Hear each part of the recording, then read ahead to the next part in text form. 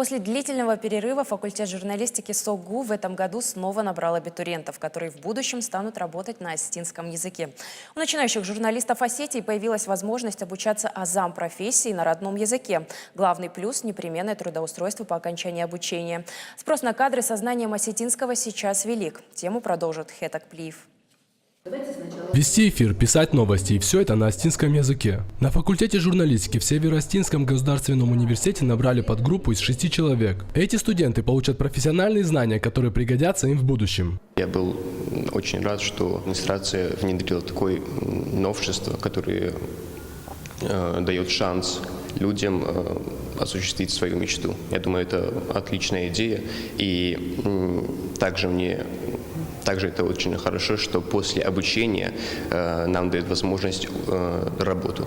Не все студенты собирались поступать на факультет журналистики. Одна из абитуриенток признается, изначально собиралась на факультет управления. Но после того, как появилась возможность работать в будущем на родном языке, решилась окончательно.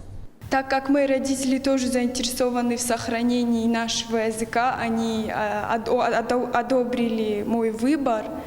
И были, конечно, очень рады, что после окончания учебы нам будет предоставлена сразу работа. Конечно, если мы будем хорошо учиться, а я готова учиться и буду учиться, нам будет предоставлена работа. Остинское отделение пережило не самые легкие времена. Из-за сокращения бюджетных мест пришлось закрыть это направление. Несколько лет остиноговорящих журналистов не выпускали совсем. До 2010 года факультет журналистики готовил выпускников, которые профессионально владели остинским языком. Спустя 8 лет университет вернулся к тому, чтобы в стенах факультета вновь зазвучала остинская речь. После окончания молодые люди будут гарантированно востребованы в средствах массовой информации, от печатных изданий и до телевидения. Инициатором идеи готовить двуязычных журналистов стала декан факультета Фатима Хабалова. В начале года она совместно с ректором СОГУ Аланом Угоевым и министром по вопросам национальных отношений Асланом Цуцевым обратились к главе республики. Вячеслав Битаров идею поддержал, распорядился, чтобы открыли 5 бюджетных мест. Абитуриентов приглашали из всех районов. Спрос на остиноязычные кадры сейчас высокий. Сегодня мы пожинаем результат. У нас есть новое телевидение, у нас есть и районные газеты, и журналы есть, которые выходят на остинском языке. И им вот сегодня реально не хватает специалистов, журналистов, хорошо владеющих остинским языком.